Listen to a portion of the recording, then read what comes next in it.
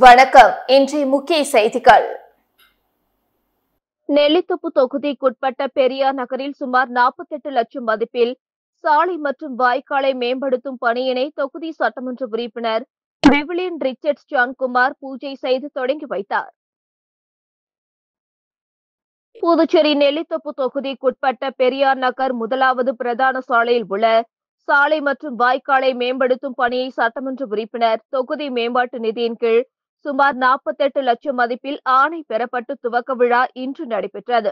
விழாவில் தொகுதி சட்டமன்ற உறுப்பினர் விவிலியன் ரிச்சர்ட்ஸ் ஜான்குமார் கலந்து கொண்டு தலைமை தாங்கி பூமி பூஜை செய்து பணியினை தொடங்கி வைத்தார். இந்த நிகழ்ச்சியில் நகராட்சி ஆணையர் கந்தசாமி, செயற்பொறியாளர் சிவபாலன், உதவி பொறியாளர் நமச்சிவாயம், இளநிலை பொறியாளர் சாம்பசிவம் மற்றும் அதிகாரிகள் உட்பட தொகுதி பாஜக நிர்வாகிகள், அப்பகுதி மக்கள் திரளாக கலந்து கொண்டனர். புதுச்சேரியில் ஆகஸ்ட் 15ஆம் தேதி நடைபெறவுள்ள சுதந்திர தின விழாவையொட்டி கடற்கரை சாலையில் காவல்துறை மற்றும் பள்ளி மாணவ மாணவிகளின் இறுதி அணிவகுப்பு ஒத்திகை நிகழ்ச்சி இன்று நடைபெற்றது. புதுச்சேரியில் வருகிற 15ஆம் தேதி நாட்டின் 79வது சுதந்திர தின விழா கடற்கரை சாலை காந்தி சிலை முன்பு நடைபெறவுள்ளது. இதனை முன்னிட்டு சுதந்திர தின விழா இறுதி அணிவகுப்பு ஒத்திகை நிகழ்ச்சி இன்று கடற்கரை சாலை காந்தி சிலை முன்பு நடைபெற்றது. இதில் பள்ளி, கல்லூரி மாணவ மாணவிகள், காவல்துறையினர், தேசிய மாணவர் படை மாணவர்களின் அணிவகுப்பு ஒத்திகை நிகழ்ச்சியில் கலந்து கொண்டு ஒய்யாரமாக வீர நடைபோட்டு சென்றனர். அதனைத் தொடர்ந்து பள்ளி மாணவ மாணவிகளின் கலை நிகழ்ச்சிகளும் நடைபெற்றன. மேலும் அப்பகுதியை சுற்றி பலத்த போலீஸ் பாதுகாப்பு போடப்பட்டிருந்தது. சுதந்திர தினத்தை முன்னிட்டு இந்திய கடற்படை சார்பில் புதுச்சேரியில் நடைபெற்ற பிரம்மாண்ட இசை நிகழ்ச்சியில் துணைநிலை ஆளுநர், முதலமைச்சர் உட்பட 500க்கும் மேற்பட்டோர் கண்டு ரசித்தனர். நாட்டின் 79வது சுதந்திர தினத்தை முன்னிட்டு இந்திய ராணுவத்தின் கடற்படை பிரிவு சார்பில் இசை கச்சேரி புதுச்சேரியில் இன்று நடைபெற்று வருகிறது. இதில் துணைநிலை ஆளுநர் கைலாஷ்நாதன், முதலமைச்சர் ரங்கசாமி தலைமை தாங்கி இசை கச்சேரியை கண்டு ரசித்தனர். தமிழ்நாடு மற்றும் புதுச்சேரி பகுதிக்கான இந்திய கடற்படை தளபதி ரியர் அட்மிரல் சதீஷ் சென்னாய் முன்னிலை வகித்தார். இதில் சபாநாயகர் செல்வம், சுற்றுலாத்துறை அமைச்சர் லட்சுமி நாராயணன் ஆகியோர் கலந்து கொண்டனர். இதில் கமாண்டர் சதீஷ் சாம்பியன் தலைமையிலான இந்திய கடற்படையை சேர்ந்த 18 இசை வல்லுநர்கள் கலந்து கொண்டு தேசிய கீதம், வந்தே மாதரம், சாரே ஜஹான் சே ஹச்சா பாடல்கள் மற்றும் ரகுமான் பாடி இசையமைத்த தமிழ் திரைப்பட தேசபக்தி பாடல்களான தமிழா தமிழா, நாளை நம் நாடே, ஜெய் ஹோம், சிங்கப்பெண்ணே சிங்கப்பெண்ணே, பொன்னியின் செல்வன் படத்திலிருந்து ஒரு பாடல் உள்ளிட்ட 13 பாடல்கள் இசைக்கப்பட்டன. சுமார் 1.5 மணி நேரம் இசை கச்சேரி நடைபெற்றது. இந்த இசை கச்சேரியை பள்ளி, கல்லூரி மாணவ மாணவிகள், முன்னாள் ராணுவத்தினர், பொதுமக்கள் பலர் கண்டு ரசித்தனர். தவளக்குப்பம் ராஜீவ்காந்தி கலை மற்றும் அறிவியல் கல்லூரியில் என் தாயின் பெயரில் ஒரு மரம் என்ற மைய பொருளில் மரக்கன்று நடும் விழா நடைபெற்றது.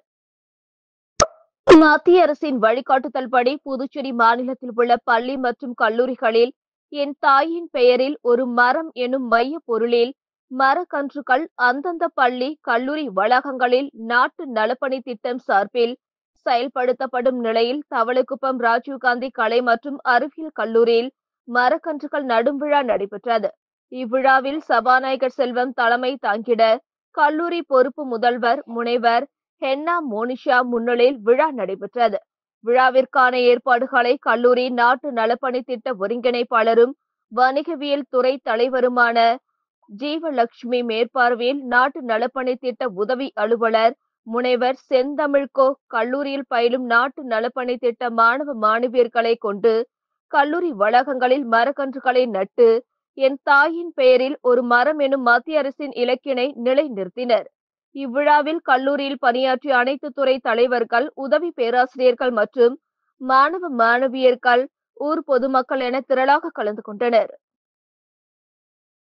தொண்டமாநத்தம் ஸ்ரீ பிடாரி மீனாட்சி அம்மன் கோவில் தேரோட்டத்தை தொகுதி சட்டமன்ற உறுப்பினர் சரவணன்குமார் உட்பட திரளான பக்தர்கள் வடம் பிடித்து இழுத்து சுவாமி தரிசனம் செய்தனர்.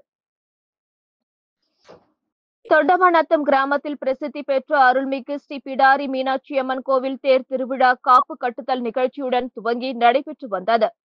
தேர் திருவிழாவின் போது கிராமத்தில் ஒவ்வொரு வீட்டு வாசல் முன்பு சாலையில் ஆடுகளை பலியிட்டு சிந்தும் ரத்தத்தின் மீது தேர் செல்வது இந்த கோவிலின் தனி சிறப்பாகும். அதன்படி கோவில் நிர்வாகம் சார்பில் கோவில் வாசலில் ஆடுகளை பலியிட்டனர். அதனைத் தொடர்ந்து ஒவ்வொரு வீட்டின் வாசல் முன்பும் ஆடுகளை பலியிட்டனர். தொடர்ந்து காலை 10 மணி அளவில் அருள்மிகு ஸ்ரீ பிடாரி மீனாட்சி அம்மன் தேரோட்டம் நடந்தது. இதில் தொகுதியின் சட்டமன்ற உறுப்பினர் சரவணன்குமார் கலந்து கொண்டு விழாவிற்கு தலைமை தாங்கி தேரை வடம் பிடித்து இழுத்து தேரோட்டத்தை தொடங்கி வைத்தார்.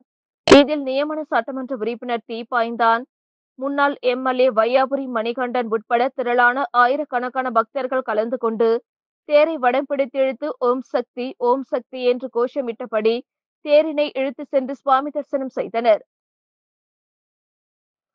சுகாதாரத்துறையில் பணிபுரியும் பராமரிப்பு தொழிலாளர்களுக்கு மத்திய அரசின் உத்தரவை பின்பற்றி உடனடியாக குறைந்தபட்ச ஊதியத்தை வழங்க வேண்டும் என்றும், இல்லையென்றால் ஊழியர்கள் வேலைநிறுத்த போராட்டத்தில் ஈடுபடுவார்கள் என பாட்டாளி தொழிற்சங்க பேரவை அரசுக்கு எச்சரிக்கை விடுத்துள்ளது. புதுச்சேரியில் செய்தியாளர்களை சந்தித்த புதுவை மாநில பாட்டாளி தொழிற்சங்க பேரவையின் மாநில தலைவர் ஜெயபாலன், புதுச்சேரி சுகாதாரத்துறையில் இயங்குகின்ற மருத்துவமனை மற்றும் ஆரம்ப சுகாதார நிலையங்களில் பராமரிப்பு பணியில் ஈடுபடும் ஊழியர்களுக்கு ரூபாய் 7,600 ஊதியமாக வழங்கப்பட்டு வருகிறது. குறைந்த ஊதியத்தில் மன உளைச்சலுடன் ஊழியர்கள் பணிபுரிந்து வருகின்றனர். இந்நிலையில் மத்திய அரசு தொழிலாளர் துறை அமைச்சர் மன்சுக் மாண்டவியா கடந்த 2024ஆம் ஆண்டு தொழிலாளர்களுக்கு குறைந்தபட்ச ஊதியமாக நாள் ஒன்றுக்கு ரூபாய் 783 என, மாதம் ரூபாய் 20,358 மற்றும் பஞ்சப்படியோடு சேர்த்து வழங்க வேண்டுமென உத்தரவு பிறப்பித்திருந்தார். இந்த ஆணையை அமல்படுத்த கவர்னர், முதல்வர் மற்றும் அதிகாரிகளை சந்தித்து பாட்டாளி தொழிற்சங்க பேரவை பலமுறை வலியுறுத்தியும் இதுவரை நடவடிக்கை எடுக்காமல் அரசு அலட்சியம் காட்டி வருகிறது. எனவே புதுவை அரசு உடனடியாக அரசாணை பிறப்பிக்க வேண்டும் என்றும், இல்லையென்றால் ஊழியர்கள் வேலைநிறுத்த போராட்டத்தில் ஈடுபடுவார்கள் என அரசுக்கு எச்சரிக்கை விடுத்தார். புதுச்சேரியில் பள்ளி, கல்லூரி மற்றும் பொதுமக்களுக்கு இடையூறு ஏற்படுத்தும் வகையில் அமைந்துள்ள மதுபான கடைகளை அகற்ற வேண்டும். மதுபான கடைகள் திறக்கும் நேரத்தை மாற்றி அமைக்க வலியுறுத்தி மாவட்ட ஆட்சியரிடம் புதுச்சேரி பாட்டாளி மக்கள் கட்சியினர் மனு அளித்து வலியுறுத்தினார்கள்.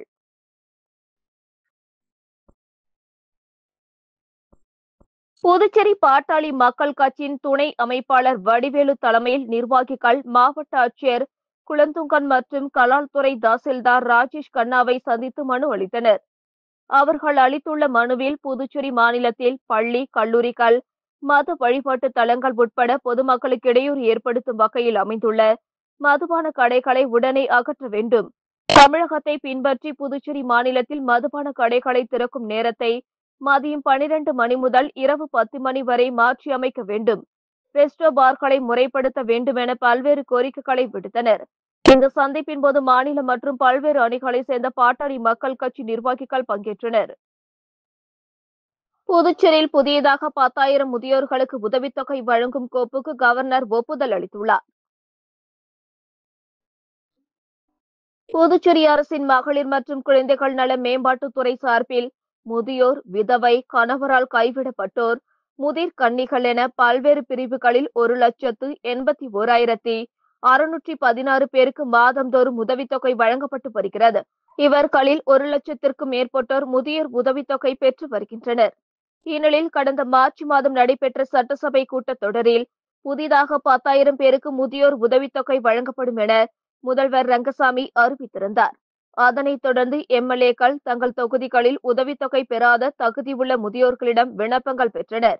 இவர்களுக்கு உதவித்தொகை வழங்குவதற்கான கோப்பு தலைமை செயலர் மற்றும் நிதித்துறை செயலர் அனுமதி பெற்று கவர்னரின் ஒப்புதலுக்கு அனுப்பி வைக்கப்பட்டது. இந்த கோப்பை ஏற்ற கவர்னர் புதிதாக 10,000 பேருக்கு முதியோர் உதவித்தொகை வரும் அக்டோபர் மாதம் முதல் வழங்க அனுமதி அளித்து உத்தரவிட்டார். இதன் மூலம் அரசுக்கு மாதத்திற்கு ரூபாய் 2 கோடி வீதம், ஆண்டிற்கு ரூபாய் 24 கோடி கூடுதல் செலவாகும் என்பது குறிப்பிடத்தக்கது. புதுச்சேரி மாநில காவல்துறையில் காலியாக உள்ள 70 சப் இன்ஸ்பெக்டர்கள் மற்றும் 148 போலீஸ் கான்ஸ்டபிள்கள் பணியிடங்கள் நேரடி நியமனம் மூலம் நிரப்புவதற்கான அறிவிப்பு வெளியிடப்பட்டுள்ளது. இது தொடர்பாக புதுச்சேரி காவல்துறை வெளியிட்டுள்ள செய்திக்குறிப்பில், புதுச்சேரி காவல்துறையில் காலியாக உள்ள 70 சப் இன்ஸ்பெக்டர்கள், 148 கான்ஸ்டபிள் பணியிடங்கள் நிரப்பப்பட உள்ளது. தகுதியும் விருப்பம் உள்ள புதுச்சேரி மாநிலத்தை சேர்ந்தவர்கள் ஆகஸ்ட் 13ஆம் தேதி காலை 10 மணி முதல் வரும் செப்டம்பர் 12ஆம் தேதி மாலை 3 மணிக்குள் அரசு இணையதளத்தில் விண்ணப்பிக்கலாம். சப் இன்ஸ்பெக்டர் 70 பணியிடங்களில் பொது பிரிவு 31, SC 11, OBC 7, MBC 12, BCM 1, EBC 1, EWS 7 என இடஒதுக்கீடு அளிக்கப்பட்டுள்ளது. இதில் பெண்களுக்கு 33% இடஒதுக்கீடாக பொது 12, SC 3, OBC 2, MBC 4, EWS 2 என இடஒதுக்கீடு வழங்கப்பட்டுள்ளது. சப் இன்ஸ்பெக்டர் பணிக்கு இளநிலை பட்டம் பெற்றிருக்க வேண்டும். வயது 12/9/2025 அன்று 20 முதல் 27 வயதிற்குட்பட்டவராக இருக்க வேண்டும். இப்பணியிடங்களுக்கு +2 அதற்கிணையான படிப்பில் தேர்ச்சி பெற்றிருக்க வேண்டும். வயது 12/9/2025 அன்று 22 வயதிற்கு மிகாமல் இருக்க வேண்டும். MBC, OBC, EBC, PCM மற்றும் PD பிரிவினருக்கு 3 வயதும், SC, ST பிரிவினருக்கு 5 வயது தளர்வு உண்டு. பெண்கள் பிரிவில் விதவை, விவாகரத்து பெற்றோர், கணவரை பிரிந்து மறுமணம் செய்து கொள்ளாத பொது பிரிவினர் 35 வயதினரும், SC மற்றும் ST பிரிவினர் 40 வயது மிகாமல் இருக்க வேண்டுமென குறிப்பிடப்பட்டுள்ளது. போதைப் பொருளுக்கு எதிரான உறுதிமொழி ஏற்கும் நிகழ்ச்சி தலைமை செயலகத்தில் நடைபெற்றது. போதைப் பொருளுக்கு எதிரான விழிப்புணர்வை ஏற்படுத்தும் வகையில் புதுச்சேரி அரசு தலைமை செயலகத்தில் போதைப் பொருட்கள் இல்லாத புதுச்சேரி உறுதிமொழி ஏற்கும் நிகழ்ச்சி இன்று நடைபெற்றது. தலைமை செயலர் சரத் சவுகான் உறுதிமொழி வாசிக்க தலைமை செயலக ஊழியர்கள் அனைவரும் ஏற்றுக்கொண்டனர். இதனைத் தொடர்ந்து தலைமை தேர்தல் அதிகாரி ஜவஹர் உறுதிமொழியை தமிழில் வாசிக்க அனைவரும் ஏற்றுக்கொண்டனர். அரசு செயலர்கள் மற்றும் தலைமை செயலக அனைத்து ஊழியர்கள் நிகழ்ச்சியில் கலந்து கொண்டனர். முத்தியால்பேட்டை தொகுதிக்குட்பட்ட அங்காளம்மா நகரில் ரூபாய் 12 லட்சம் மதிப்பில் புதிய கழிவுநீர் வாய்க்கால் அமைக்கும் பணியினை தொகுதி சட்டமன்ற உறுப்பினர் பிரகாஷ்குமார் பூஜை செய்து தொடங்கி வைத்தார். புதுச்சேரி முத்தியால்பேட்டை தொகுதிக்குட்பட்ட அங்காளம்மா நகரில் ரூபாய் 12 லட்சம் மதிப்பில் புதிய கழிவுநீர் வாய்க்கால் அமைக்கும் பணியும் துவக்க விழா இன்று நடைபெற்றது. விழாவில் தொகுதி சட்டமன்ற உறுப்பினர் பிரகாஷ்குமார் கலந்து கொண்டு பூஜை செய்து பணியினை தொடங்கி வைத்தார். மேலும் விரைந்து பணிகளை முடிக்குமாறு அதிகாரிகளிடம் அறிவுறுத்தினார். இந்த நிகழ்ச்சியில் துறை அதிகாரிகள், சட்டமன்ற உறுப்பினரின் ஆதரவாளர்கள், தொகுதி NR காங்கிரஸ் நிர்வாகிகள் உட்பட அப்பகுதி மக்கள் திரளாக கலந்து கொண்டனர். நாராயணசாமி தலைமையிலான காங்கிரஸ் ஆட்சியில்தான் ரெஸ்டோ பாருக்கு அனுமதி வழங்கப்பட்டதாக பாஜக மாநில தலைவர் ராமலிங்கம் குற்றம் சாட்டியுள்ளார்.